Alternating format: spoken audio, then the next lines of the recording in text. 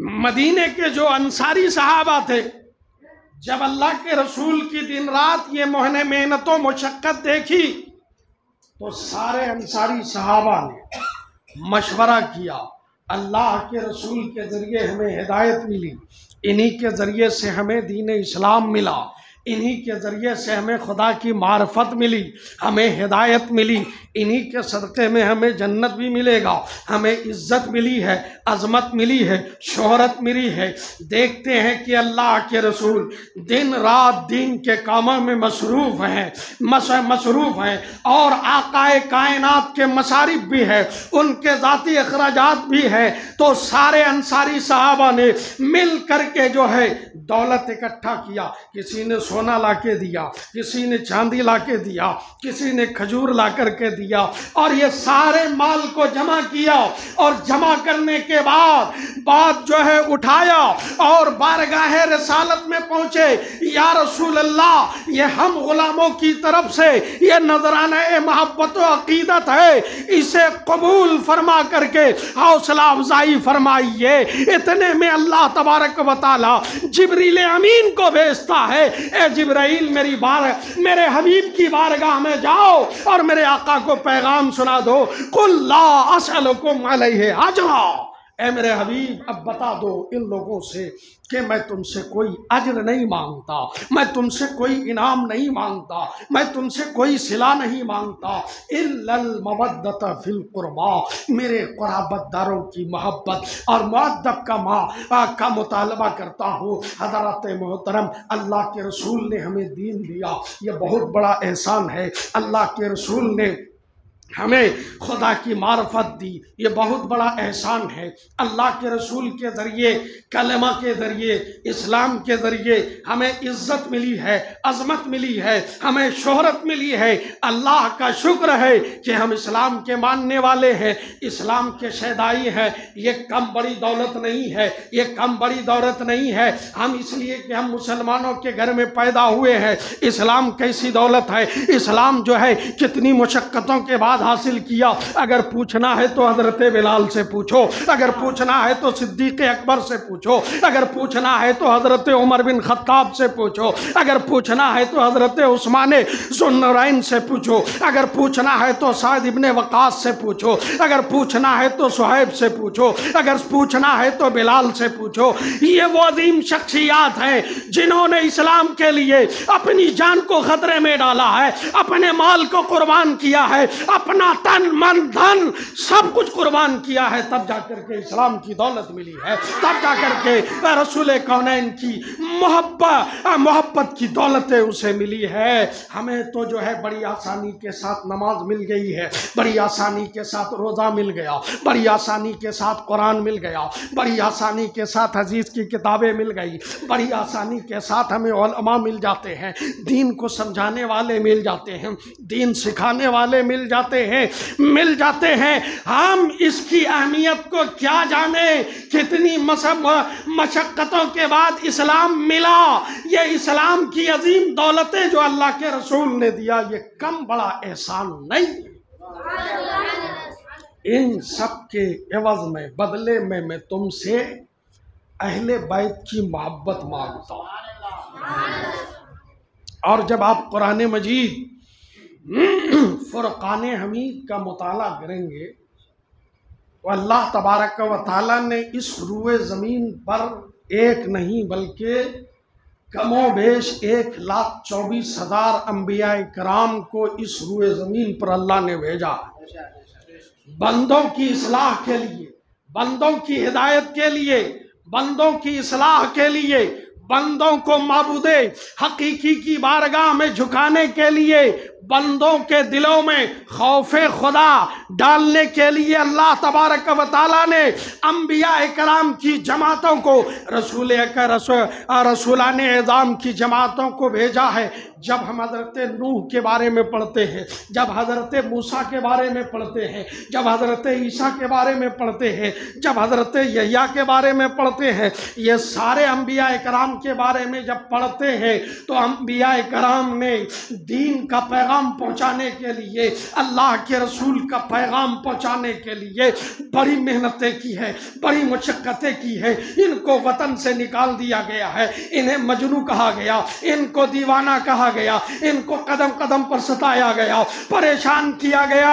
کس کو پریشان کیا گیا؟ جو ایمان کی دولت دینے والے ہیں، جو ہدایت کی دولت دینے آئے ہیں، جو صراط مستقیم کی دولت دینے آئے ہیں، جو آخرت سنوارنے آئے ہیں، اللہ کے کائنات کی بارگاہ تک پہنچانے کے لیے آئے ہیں، ان کو پریشان کیا گیا ہے۔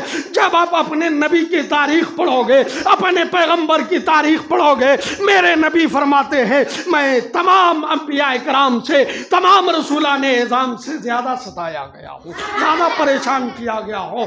میرے دوستو، بڑی آسانی کے ساتھ ہمیں یہ دین نہیں ملا ہے، دین کے احکام نہیں ملے ہیں، دین کے مسائل نہیں ملے ہیں، اللہ کی معرفت ہمیں آسانی کے ساتھ نہیں ملی ہے۔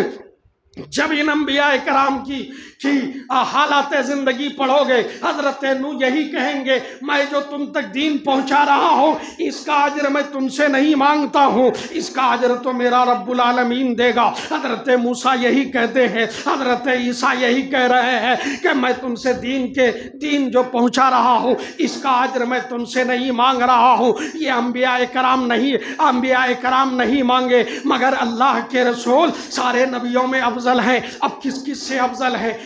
حضرت آدم صفی اللہ سے افضل ہے، ابراہیم خلیل اللہ سے افضل ہے، موسیٰ کلیم اللہ سے افضل ہے، عیسیٰ روح اللہ سے افضل ہے، تمام نبیوں سے فضل و کمال میں افضل و اعلیٰ ہے۔ تو جب ان انبیاء کرام نے نہیں مانگا دین پر اجر، تو رسول کونین کو بظاہر نہیں مانگنا چاہیے، نہیں مانگنا چاہیے۔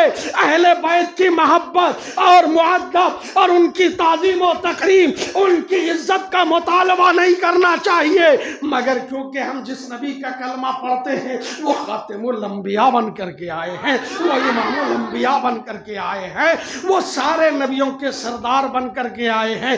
اس کے بعد کوئی نبی نہیں آئے گا، اس کے بعد کوئی رسول نہیں آئے گا، ان کے بعد کوئی پیغمبر نہیں آئے گا، ان کے بعد کوئی نئی شریعت نہیں آئے گی، ان کے بعد کوئی نبی نئے احکام نہیں آئیں گے۔ اب قیامت تک سب کو دین ابراہیمی پر چلنا ہوگا، اسی کی کتابوں پر عمل کرنا ہوگا، اسی کی شریعت پر عمل کرنا ہوگا۔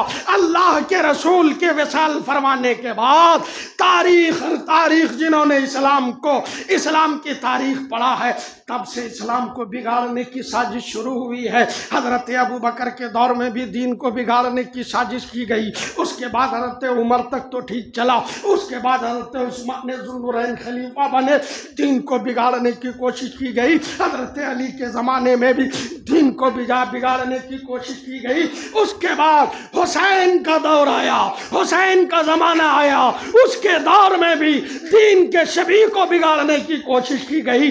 دین اسلام کے صاف اور شفاف چہرے کو بگاڑنے کی کوشش کی گئی ہے، بگاڑنے کی کوشش کی گئی۔ اللہ کے رسول نے انہی سب حالات کو دیکھتے ہوئے اہل بیت کی محبت کا مطالبہ کر کے ہم پر بڑا احسان کیا، بڑا احسان کیا۔ اس سوال کو یاد رکھیے گا کہ اہل بیت کی محبت کیوں مانگا، میں جواب انشاءاللہ بعد میں دوں گا، یہ مجھے یاد دلائیے گا۔ اب اہل بیت کون ہے؟ اہل بیت کون ہے؟ بڑی غور سے سنیے گا، بڑی گہری بات آپ سے کر رہا ہوں، پوری توجہ کے ساتھ سنیے گا۔ اہل عربی کا لفظ ہے، اہل کا مطلب ہوتا ہے والے، بیت کا مطلب ہوتا ہے گھر والے۔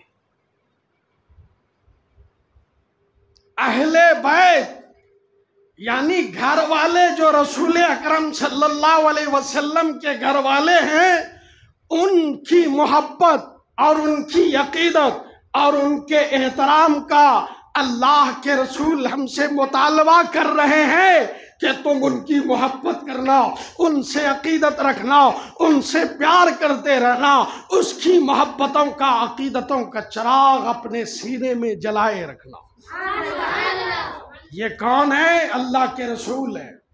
कौन है हजरत अली है, कौन है हजरत फातिमा है, कौन है हजरत हसन है, कौन है हजरत हुसैन है, जिसे पंजतन कहा जाता है। ये खास अहले बैत में शुमार हैं और अजवाज मुतहरात हैं, सहाबा इकराम हैं, खुलफाए राशिदीन हैं।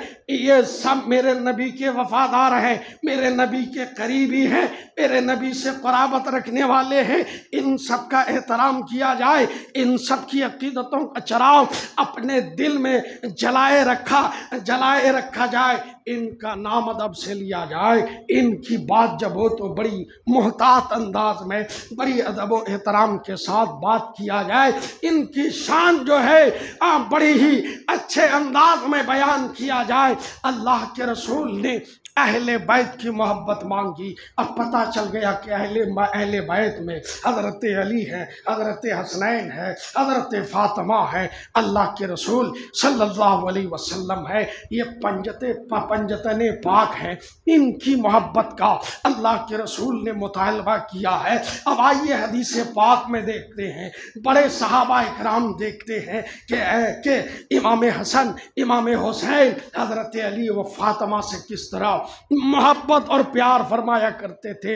हदीस पाक में आया है कि अल्लाह के रसूल सल्लल्लाहु अलैहि वसल्लम इरशाद फरमाते हैं कि जिस तरह आसमान पर सितारे जो चकमगाते हैं, ये दुनिया के लिए अमन है, दुनिया के लिए अमन है आसमान के सितारे। इसी तरीके से मेरी अहले बैत दुनिया वालों के लिए अमान है, अमान। और एक रिवायत फरमाते हैं